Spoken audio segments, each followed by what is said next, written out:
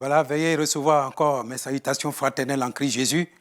Chers amis, chers frères et sœurs en Christ Jésus, que la grâce du Seigneur soit le partage des uns et des autres. Nous voudrions porter regard sur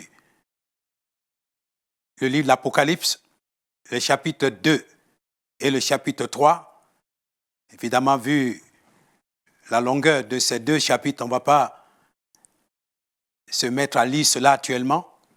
Nous allons dégager de là quelques principes de base pour la vie chrétienne, pour le service chrétien, et tout cela pour donner à l'œuvre de Dieu un bel avenir. Le thème que nous voulons en dégager est formulé de la façon suivante: le vrai visage de l'Église en ces temps de la fin. Le vrai visage de l'Église en ces temps de la fin. En apprenant le mot visage, cela c'est pour indiquer l'état intérieur ou interne au plan spirituel et moral de l'Église en ces temps de la fin. Car selon 1 Samuel, chapitre 16, verset 7, Dieu va dire ceci, que l'être humain ne fait que regarder l'apparence, mais Dieu, lui, il regarde le cœur. Il sonde notre état intérieur.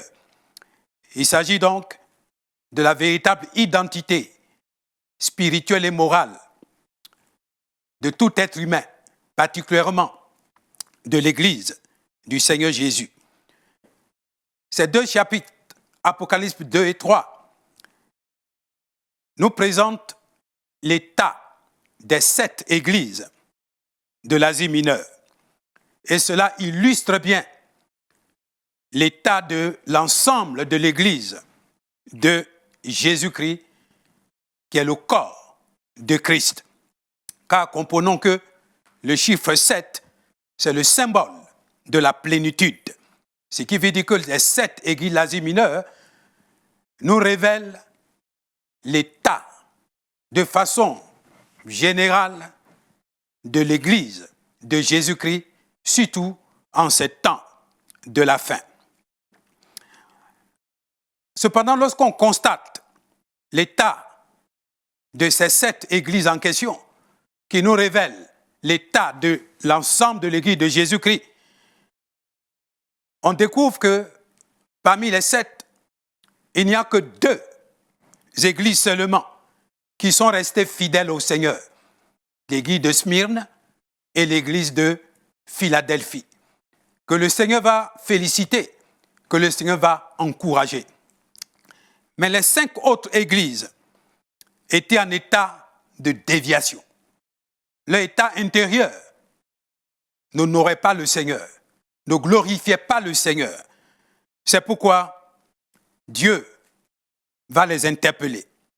Car comprenons qu'aujourd'hui, ce qui préoccupe le Seigneur, ce n'est pas la quantité de personnes rassemblées dans une salle. Ce n'est pas non plus la beauté d'un bâtiment appelé temple, construit. Ce n'est pas sur ça que Dieu porte regard. Car ce n'est pas pour cela que Jésus est venu mourir. Ce n'est pas ça qui le préoccupe. Ce qui préoccupe notre Dieu, c'est l'état spirituel et moral de son peuple. De tous ceux qui disent qu'ils sont membres de l'Église de Jésus-Christ, de la population qu'on appelle Église de Jésus-Christ, quel est son état spirituel? Quel est son état moral? C'est pourquoi tout leader sincère doit adhérer à cette préoccupation afin de pouvoir mieux construire l'avenir de l'Église, surtout en ces temps, la fin où nous sommes parvenus. Car le fardeau qui pèse sur notre cœur doit être le même fardeau qui doit peser sur le cœur de notre Dieu. Partageons donc les fardeaux, les soucis, les préoccupations de notre Seigneur afin de mieux collaborer avec lui. Jésus vient chercher une épouse sans tache, ni ride, ni rien de semblable. Une épouse qui doit être de qualité. C'est pourquoi ne laissons pas nos yeux flattés par le nombre, quantité de personnes rassemblées. Discernons quel est le vrai état spirituel, quel est le vrai état au plan moral. Car c'est ça qui préoccupe notre Dieu. Car c'est ce pourquoi Jésus est venu ici-bas. Car tout ce qui est physique, matériel, disparaîtra bientôt. Quand la trompette sonnera, nous allons avoir un corps nouveau. Nous allons régner avec le Seigneur pour l'éternité. Car cette terre sur laquelle nous sommes, elle est maudite. Les beautés qui sortent de la terre sont en réalité des beautés sorties de ce qui est maudit. Et ça disparaîtra bientôt. La vraie beauté, c'est notre état spirituel, notre état moral. C'est ça qui doit préoccuper nos cœurs. Non seulement les leaders, mais aussi l'ensemble du peuple de Dieu. Alors, à cet effet, portons notre réflexion sur la situation particulière des saintes églises d'Asie mineure pour en dégager quelques leçons applicables à nos réalités aujourd'hui, pour que nous puissions présenter au Seigneur un visage de qualité en ces temps de la fin. D'abord, quel était le véritable état spirituel et moral de la majorité de ces églises-là? Les 5 églises, le chiffre 5 est plus élevé que le chiffre 2. Mais il n'y a que 2 qui étaient de qualité, alors que les 5, nombre, quantité, alors que leur vie spirituelle n'était pas dans la bonne voie, ne présentait pas ce qui devait réjouir le cœur de notre Seigneur. En effet, l'église d'Éphèse avait perdu son premier amour. La perte de ce premier amour, c'est en fait un état de rétrogression spirituelle. Ça veut dire qu'elle avait bien démarré, mais malheureusement, elle s'est déconnectée du Seigneur. Il n'y avait pas vrai amour. Au sujet de l'église de Pergame, il y a connexion avec la mondanité. Ce qui veut dire une corruption des choses du monde qui ont pénétré le milieu du peuple de Dieu. C'est un état moral qui est un état de rétrogression également. Car les principes du monde sont venus faire comme alliance avec le peuple de Dieu. Et il n'y a plus une relation vraie. C'est-à-dire, il n'y a plus une vraie vie de sainteté au sein de ce peuple en question. Du côté de Thyatire, il y avait une certaine prophétesse, Jézabel, qui faisait des déclarations prophétiques bizarres et entraînant ainsi le peuple dans la déviation au plan doctrinal. Et aujourd'hui, c'est ce qui est en vogue. Beaucoup de soi-disant églises, parmi lesquelles on parle de prophètes, prophétesses. C'est à partir de ces personnes-là qu'on parle aujourd'hui de nouvelles révélations. La vérité de Dieu accomplie par Jésus est comme foulée aux pieds. Et on va maintenant chercher d'autres choses pour introduire dans la Bible. Ces fausses déclarations prophétiques entraînent le peuple de Dieu dans la déviation au plan spirituel et moral. Et aujourd'hui, le peuple n'est pas en connexion dynamique avec la vérité de Dieu. Pourtant, le Seigneur Jésus a dit, vous connaîtrez la vérité et la vérité vous affranchira. Mais l'être humain ayant le cœur assoiffé autour du mot prophète, prophétie, alors on court et on adhère à tout ce que ces gens déclarent sans chercher à savoir est-ce que c'est la vérité ou bien est-ce que c'est faux. Pourtant, la Bible nous demande, il ne faut pas rejeter la prophétie, mais de tout examiner pour retenir ce qui est bon. Car très souvent, il y a de la fausseté dedans. Il y a des bizarreries dedans. C'est pourquoi Jézabel a été un outil de trouble Elle entraînait le peuple de Dieu dans des choses bizarres. C'est là l'état de l'église de Thyatire. L'église de Sardes, elle avait une belle apparence religieuse, mais elle était spirituellement morte. Aujourd'hui, combien d'églises, belle apparence religieuse, avec de beaux temples construits, mais alors que spirituellement, on est déconnecté du Seigneur. Dieu n'est même pas là. Le Saint-Esprit n'est même pas là. On est mort spirituellement. Notre Dieu n'a pas regard sur nos apparences religieuses, nos gestes, nos manières de nous comporter, même de nous habiller pour porter sur le corps des vêtements religieux. Ce n'est pas ça que Dieu regarde. Et quel est ton état spirituel et moral? Est-ce que tu es vraiment vivant de la vie qui vient de Jésus-Christ? Car Christ est mort, ressuscité, pour nous donner la vie éternelle. Car la vie terrestre que nous avons disparaîtra bientôt, très bientôt. Combien sont déjà morts? Sont déjà partis de la terre. Ça veut dire que nous nous en irons aussi d'un jour à l'autre. Soignons notre état intérieur. Soyons vivants spirituellement, que d'avoir une belle apparence religieuse alors qu'on est des faux. Car il y a beaucoup d'infiltrés au sein du peuple de Dieu aujourd'hui. Et enfin, l'église de Laodicée, elle était caractérisée par la tiédeur spirituelle. Et cette tiédeur était causée par le fait de valoriser les choses matérielles en son sein. Aujourd'hui, malheureusement, le peuple est entraîné vers notion prospérité matérielle, bénédiction matérielle. C'est pourquoi plusieurs prêchent partout l'évangile de prospérité pour entraîner les gens à courir seulement après l'argent. Alors que spirituellement, ils sont tièdes.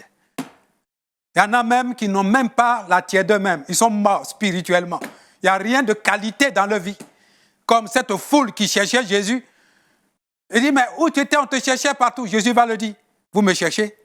C'est parce que vous avez mangé du pain que vous êtes rassasiés. Travaillez, non pour la nourriture qui périt, mais pour celle qui subsiste, pour la vie éternelle, que le Fils de l'homme qui est venu ici-bas vous donnera. Quand Jésus a ajouté après, celui qui mange ma chair et qui boit mon sang va avoir la vie éternelle. Oh, ils étaient fâchés contre Jésus. Apparemment, ils donnent l'impression de chercher Jésus, mais le cherchent uniquement pour l'argent, pour bien matériel, pour bénédiction, pour pain multiplié. Mais la personne de Jésus même qui fait ces choses-là, qui multiplie les pains là, personne n'est connecté à sa personne. C'est pourquoi il y a beaucoup de tiédeurs dans nos milieux aujourd'hui, comme l'église de Laodicée. On donne l'impression d'avoir beaucoup de richesses. Oh, on est béni. Oh, beaucoup pensent même qu'ils sont déjà au ciel. Alors que spirituellement, ils sont morts. Ils sont déconnectés de Dieu. Voilà les 5 états du visage de l'église, là-bas en Asie mineure, qui nous révèlent l'état intérieur de l'église en ces temps de la fin. La grande quantité donc, la grande majorité d'églises, même de grandes églises, ont ces réalités en leur sein. Ce qui veut dire que leur avenir est en grand danger. Qu'est-ce qui a causé en réalité et continue de causer de telles choses au sein du peuple de Dieu qui lui empêchent d'avoir une vie spirituelle, morale de qualité, d'avoir un état intérieur qui puisse réjouir le cœur de Dieu?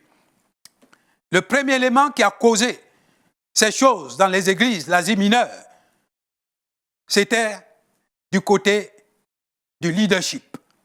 C'est pourquoi les lettres étaient adressées aux responsables de ces églises-là.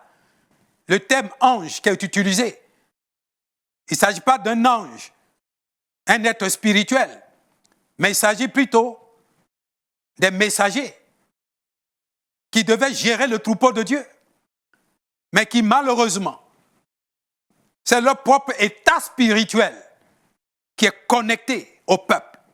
Ce qu'est le leader, c'est ce que sera le troupeau qui gère. C'est pourquoi cette expression que nous connaissons bien sur notre continent africain, tel père, tel fils. Voilà les réalités qu'on constate aujourd'hui. Ce qu'est le père, ce qu'est le dirigeant, ce qu'est le leader, c'est ce que sauront ceux qui dirigent, ceux qui gèrent, ainsi de suite. Le troupeau suit le berger. Si le berger est en état de déviation, le troupeau sera aussi en état de déviation. C'est parce que les leaders de ces églises-là ne vivaient pas comme ils se devaient. C'est pourquoi la spiritualité, moralité de ces églises était tombée bas. Deuxième cause, il n'y avait pas une vraie connaissance du Christ Jésus. Et il n'y avait pas même une foi réelle par rapport à son prochain retour. C'est pourquoi l'ensemble du livre de l'Apocalypse, c'est la révélation plénière du Christ à son peuple qui traversait des moments difficiles, un temps de grande persécution. Il fallait qu'il puisse avoir une pleine révélation du Christ afin d'être attaché à lui et même accepter de souffrir pour son nom, de mourir même pour son nom, afin de participer à son élévation, à la gloire. Mais ces églises-là ne connaissaient pas la personne de Jésus-Christ et ne croyaient même pas à son retour. La plupart étaient dans la détresse, dans le découragement, face aux situations difficiles qu'ils traversaient, ce qui a entraîné leur état spirituel et moral dans la déviation. Car comprenons-le, nous sommes à la fin des temps. Il y aura beaucoup de situations de détresse, beaucoup de persécutions, beaucoup de situations de troubles. Portons regard sur Matthieu 24, où Jésus va nous donner la liste des événements terribles que le monde entier va connaître. Ces éléments-là, malheureusement, vont étouffer la spiritualité de beaucoup de soi-disant chrétiens, de beaucoup de soi-disant leaders chrétiens. Jésus va être rejeté de leur vie. Beaucoup ne vont pas croire même à la réalité de son retour. Et ils vont vivre n'importe comment. Ils vont adhérer aux principes du monde. Et l'œuvre de Dieu va pas avoir un bel avenir dans ce sens. Troisième cause, il y avait l'absence de collaboration avec le Saint-Esprit. C'est pourquoi à travers ces lettres, l'un des versets qui apparaît, que celui qui a des oreilles entende ce que l'Esprit dit. Ce qui veut dire clairement donc, à cette époque-là, ces 5 églises d'Asie mineure ne prêtaient pas oreille attentive à la voix du Saint-Esprit. Or, le Saint-Esprit, c'est l'avocat de Jésus. C'est notre instructeur. C'est notre divin pédagogue. Il a pour mission de nous conduire dans toute la vérité. Il a pour mission de prendre tout ce qui est en Christ et de nous l'annoncer. De glorifier Jésus dans nos vies. Or, s'il n'y a pas une vraie collaboration avec le Saint-Esprit, alors il va y avoir déviation au plan spirituel. Il va y avoir attachement aux choses terrestres, aux choses mondaines. Il va y avoir la tiédeur et il n'aura pas l'avenir pour nous.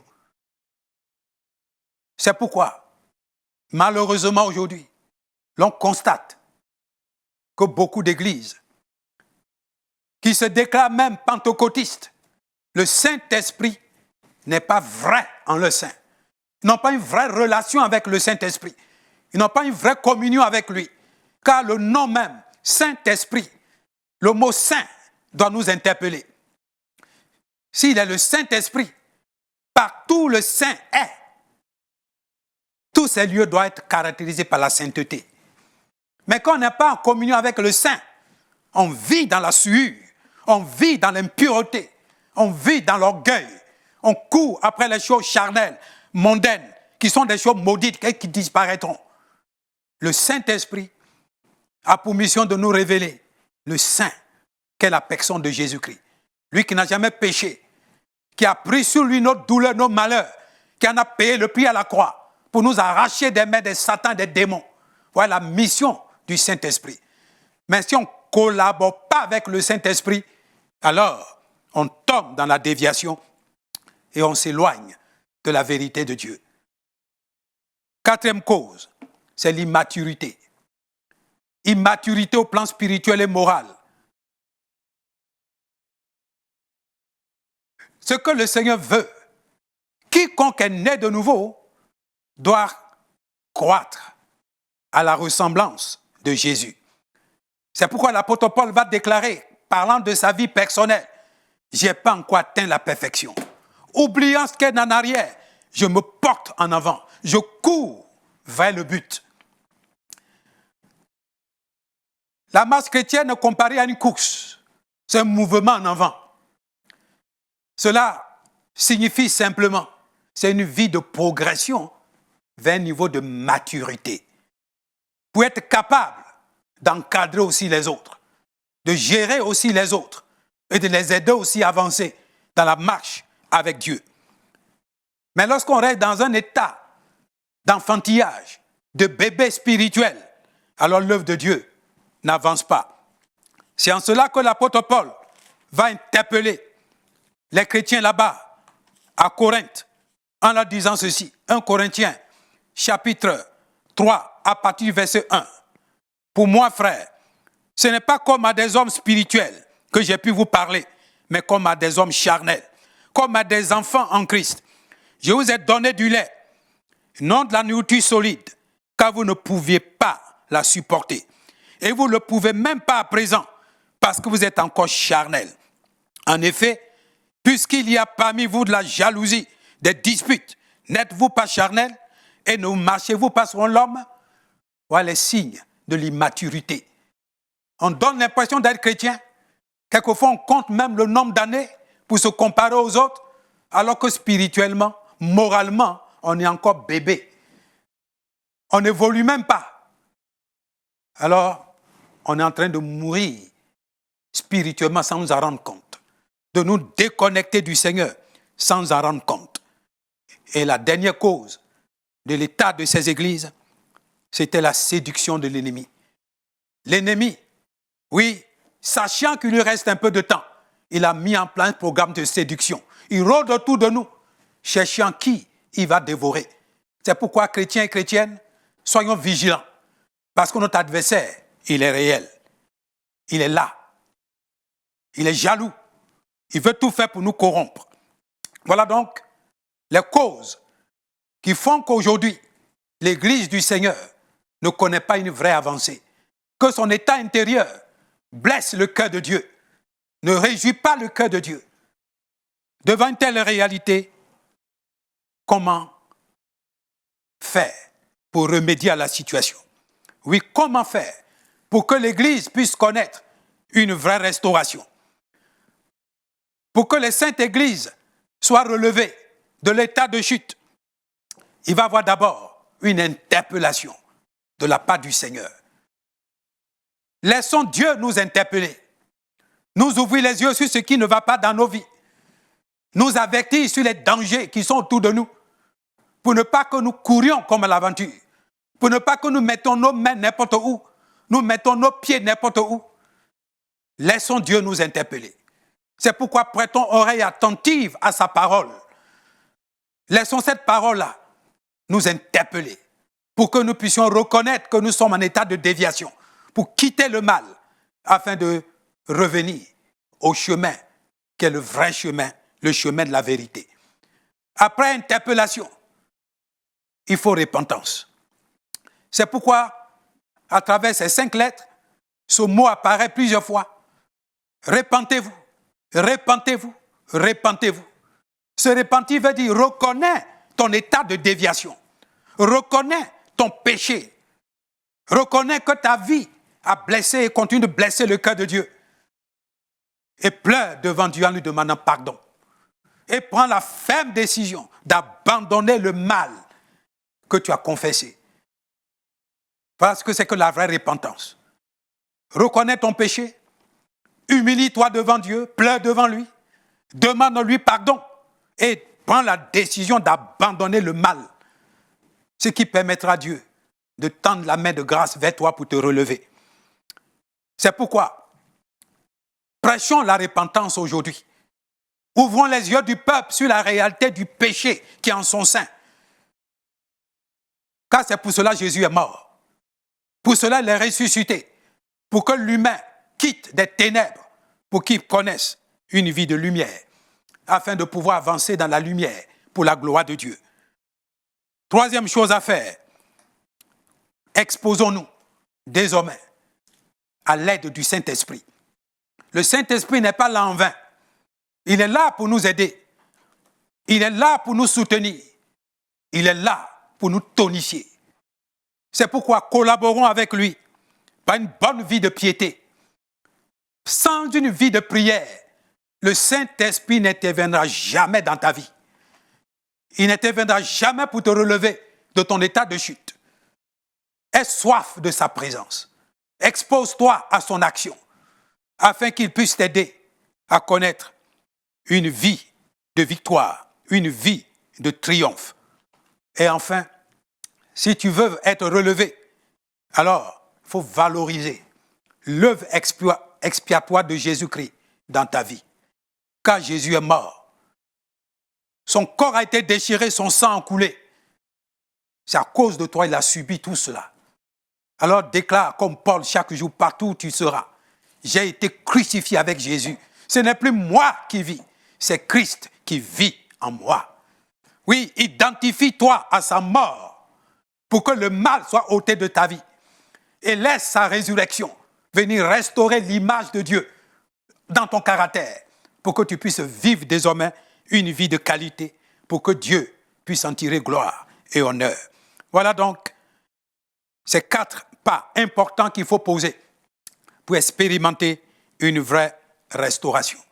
Oui, en ces temps de la fin, le visage du peuple de Dieu, voilà ce qui préoccupe le Seigneur. Et le visage, ce n'est pas l'apparence extérieure, ce n'est pas les beaux habits qu'on peut porter, ce n'est pas les beaux temples construits. Ce n'est pas ça. Quel est ton état spirituel? Quel est ton état moral? Soigne ton état intérieur avant qu'il ne soit trop tard. Le Seigneur vient bientôt pour chercher une épouse sans tache, ni ride, ni rien de semblable. Tournons-nous vers lui afin qu'il nous relève pour que nous connaissions une vraie vie de restauration. Que Dieu vous bénisse bien. Amen.